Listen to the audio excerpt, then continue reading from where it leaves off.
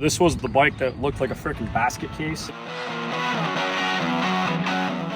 But under all that crap, all the stickers, all the cobbled mess, the frame was mint. What's up, guys? We got the 250R done. This is actually my personal build. It's a basket case project that we picked up a handful of months ago. Welcome back. It's early, right? Yeah, we're about to go into another big ass store. Lovely. This is the old girl in the light. 12:30 in the morning. We got an ATC250. These guys went to New Mexico last night and got a pretty sweet deal. Marketplace find on an ATC250R. This is gonna be a shop build. We're gonna showcase all the parts we make on it. Yeah, man, not bad.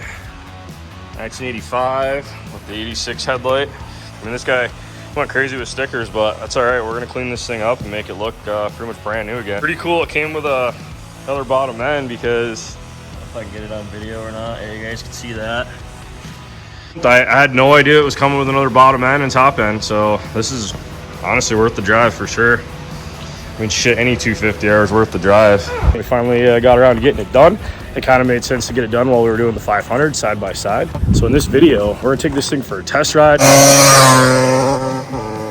We're gonna do a walk around. I'm gonna show you guys all the parts that we actually built in-house and installed on this, such as the invert front end and the custom TRX converted rear end. Let's get into the video.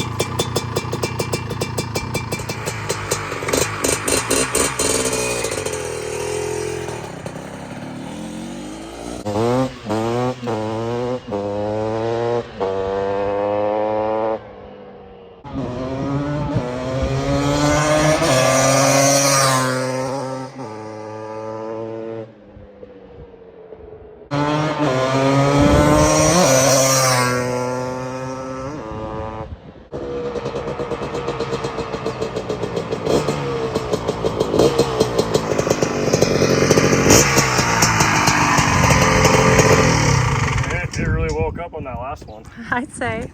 Sounds better every time we go down the road. Mm-hmm. So I don't know if we should just start paying rent for right here because we got pavement in this yard. We just keep borrowing it. Yeah, right here. Yeah, this 250R, man, it's pretty sweet. It's been fun riding 500s, but and obviously all the modern ones. But man, just getting back on a 250R, so much fun. So as you guys notice, you're probably staring at this front tire, you're wondering what it is. I'm just gonna go ahead and say it. It's actually a 12-inch wheel from our big wheel kit. So we're running this whole shot ATR tire. It ends up being just over 24.5 inches tall. It feels nice. You know, obviously we're just test riding down the pavement, but it looks proportional. It's kind of what I was going for in this theme. This is not a motocross build, this is a trail riding bike. It's set up with 20-inch back tires and obviously the larger front tire.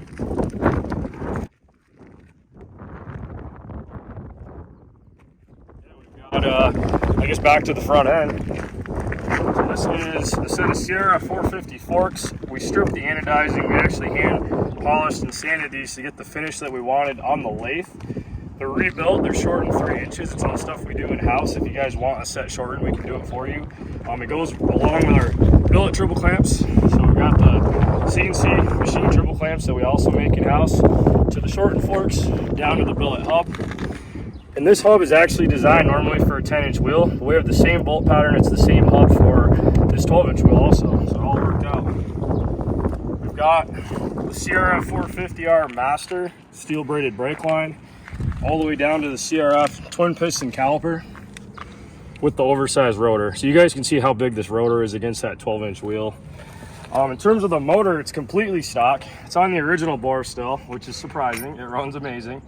We had it all apart and I was like, I'm just gonna run it. It's still in mint shape. And I'm impressed with it, man. It's really nice. It's just got a little FMF pipe on there. We stripped the chrome off. We had a little bit of surface rust around the welds, but the pipe had absolutely no dents. So as you guys can see, it kind of has a factory finish. I'll insert some clips of how I did that. We sandblasted it. I heated it up with a torch to get the bluing, and then I soaked this thing in WD-40. Clutch cover was glass beaded. I didn't want to mess around with powder coating it. The water pump's completely rebuilt. Now this is a new product for us, guys. So the stock foot pegs, they're janky, as everyone knows. A lot of guys bend the frame, a lot of guys bend the mount. So this is a whole custom boxed foot peg, same one that we run on our big wheel kits. It ends up being the same exact length as stock, it's just wider. So we have a beefed up pivot point. We've got beefed up pivot pin with the return spring, so it keeps the peg where it should be. Another feature we added on here, I am not a big fan of the over-the-top brake pedal. Anytime you do a conversion, if you run like a Sierra 500 motor, it's actually going to hit that. Well, mine was actually coming close to it too because it was bent out. So this, even on this little 250 right here, just having the kicker rubbing on that pedal, I wasn't into it. So I stuck the same brake pedal from the 500 conversion on here. Also another new product, of course. Now this swing arm, everybody's asking us how these swing arms work. So guys, we're taking 250R pivot and shock linkage in the front, and we're going to a TRX 450R rear end. So this is all TRX 450R. Hubs, axle, obviously the caliper. We've got anti-fade with the billet disc guard. We've got the billet sprocket guard, and all this stuff lets you run this on here when you go to this. And we went +1 over stock, and I think it looks perfect with these 20-inch tires. We also add the chain guide right here. And again, we got rid of the skid plate. We don't want to lose ground clearance, and we just added the soft sprocket guard. Finished it off with some gold powder coat matching the wheels. We weren't trying to go too crazy on this. These fenders did come on the bike, so I'm going to insert some clips from the last video. This was the bike that looked like a freaking basket case. But under all that crap, all the stickers, all the cobbled mess, the frame was mint. We had a pretty damn mint motor. Overall, I'm real happy with it. We added a hydraulic clutch, Magura hydraulic clutch. Shane had actually set this to me, so I'm testing it right now because I'm going to be making a custom bracket on the motor right here. So this thing doesn't have any play. You guys see how janky that is. So we're going to redo this whole deal because this hydraulic clutch just has too much play the way it is. So that's why it's on there. I'm going to be getting that part designed and tested. And again, guys, basically just glass beaded the covers and the case saver just to kind of tie the whole look together. I think it really ties in with the brush finish on the forks. It just kind of all ties together between the pipe being blasted and that factory look, the silver on the forks, the silver on the covers. I'm not super big on chrome, never have been. The billet finish is about as far or as close as I'm going to get to something that's reflective. In our clamps, so you can see a reflection on them. Well, I just really like the look that we got going on this one. We also have the upgraded headlight. I'm still working on hooking that up and getting that working right. It's going to be in a separate video. We're going to be showing you guys how we built this. We made a custom bracket to modify this headlight to work with this headlight bezel. We've got aftermarket straps, which actually let this work on the dirt bike forks. The OEM strap actually ripped trying to stretch it. It's just what's going to happen when they're that old. But yeah, what do you think, babe? I think it's beautiful. I always ask cameraman. Yeah, I think it's really nice. Ask the camera woman. You did the custom seat cover. Yeah, that's from Foreworks. Yep. What else we got in this thing? Let's talk about some more stuff. Come back here. Okay. So, as you guys probably know, other than all the other stuff we just talked about that we make, we've got our billet seat latch. I am not a fan of the stock ones. You can see how tight this is. I can't even get the seat to move. I mean, if I had the OEM on, the thing would be just about plopping off of there. So you pop these two pins out, real simple. Pick it up. Set it down on here. So that's the billet seat latch. Got a couple pins that are made on our CNC lathe. We water jet these plates out and then we face them off in the mill. I put way too much time into it for what it is, but I think it's a nice part when it's done. Now the next issue I had was this front seat bracket. We were missing one of them, so I copied the other one we had.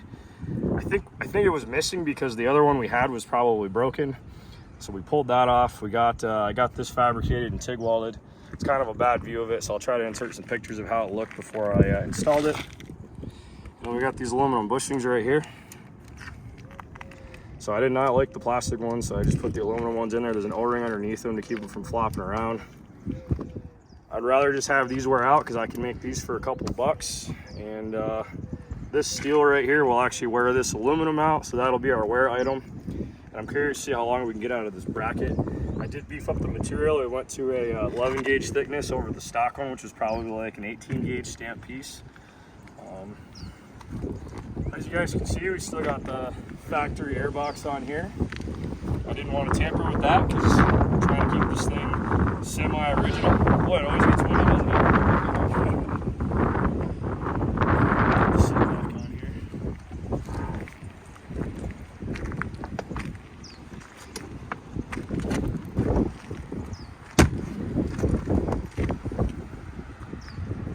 Never know when you're going to get a windstorm. I want to zoom in on the silencer, I guess. Yeah. This thing was all rusty and crusty. Alex tore that all apart. He actually just used high temp paint on the mid pipe and the end cap. You can see a little bit of sticker residue on there still. He did glass beat it. We're not trying to make this thing perfect. It's not a show bike, but it is very nice for what it is, and it's going to be a good rider for sure. Another feature, I guess, I can talk about on the triple clamps. So we've gone to an anti-vibe handlebar setup. So you guys can see right here, we've got some rubber bushings. We've upgraded with the fat bars. That's about it, honestly. Not a whole lot more. So we'll do the 500 video tomorrow. Try to get my ass up early on a Sunday. We don't usually do that, but we'll try to get here early and try to get a video posted by lunchtime. And we will be posting the foot pegs for sale on our website. So you go to pvctreads.com if you guys want billet front end kits, swing arm kits, foot pegs. We've got the Memorial Day sales going right now, so all this stuff's 15% off, which is, we're trying, guys. We're trying our best to keep the discounts going with inflation. It's killing us. Material costs is double what it was a year ago, but we're not gonna give up. We're gonna keep pushing the discounts as much as we can. I think that's it, though. Yeah. I'll rip one more time up and down, and we'll call that it. We'll get this back inside, and tomorrow will be the 500 day. Awesome.